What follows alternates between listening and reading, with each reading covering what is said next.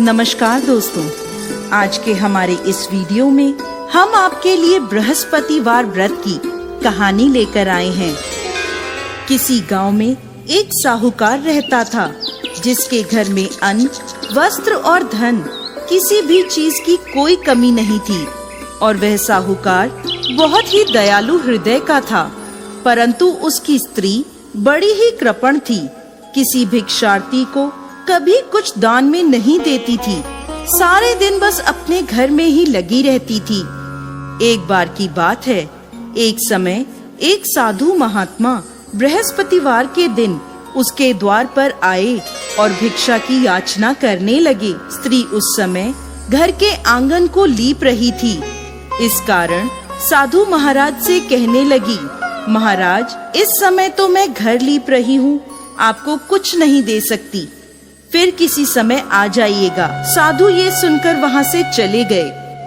कुछ दिनों पश्चात वही साधु महाराज उसके द्वार पर फिर से आए, उसी तरह भिक्षा मांगने लगे। साहूकारनी उस समय अपने बच्चे को खाना खिला रही थी। कहने लगी, महाराज, मैं क्या करूं? मुझे फुर्सत ही नहीं है, इसलिए आपको भिक्षा नहीं दे सकती। अब साधु महाराज फिर से उसके द्वार से खाली हाथ ही लौट गए। तीसरी बार जब महात्मा उसके द्वार पर आए तो उसने उन्हें उसी तरह से टालना चाहा। कहने लगी, महाराज, मैं क्या करूं? मुझे समय ही नहीं मिलता, इसलिए आपको भिक्षा नहीं दे सकती। परंतु महात्मा जी कहने लगे कि यदि तुमको हर समय का अवकाश मिल जाए तो मुझे भिक्षा दे दोगी?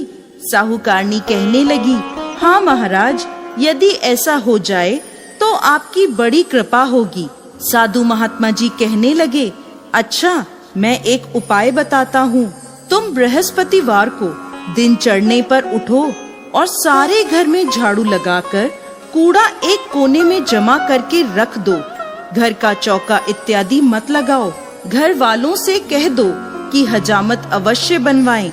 रसोई बनाकर चूल्हे के पीछे खाना रख दो, सामने नहीं। फिर स्नान आदि करके सायंकाल को अंधेरा होने के बाद दीपक जलाओ तथा बृहस्पतिवार को पीले वस्त्र मत धारण करो, ना पीले रंग की चीज का भोजन ग्रहण करो। यदि ऐसा करोगी तो तुमको घर का कोई काम नहीं करना पड़ेगा, तुम्हें अवकाश ही अवकाश हो जाएगा। साहूकारनी ने ऐसा ही किया। वह हर बृहस्पतिवार को ऐसा ही करने लगी। कुछ समय बाद उसके घर में खाने को अन्न का दाना भी ना रहा। थोड़े दिनों में वही महात्मा फिर आए और भिक्षा मांगने लगे, परंतु साहूकारनी ने कहा, महाराज, मेरे घर में खाने को अन्न नहीं है, आपको मैं क्या दे सकती हूँ? तब महात्मा ने कहा कि जब तुम्हारे पास सब कुछ था तब भी तुम कुछ नहीं देती थी, अब पूरा अवकाश है तब भी तुम कुछ नहीं दे रही हो, तुम चाहती क्या हो?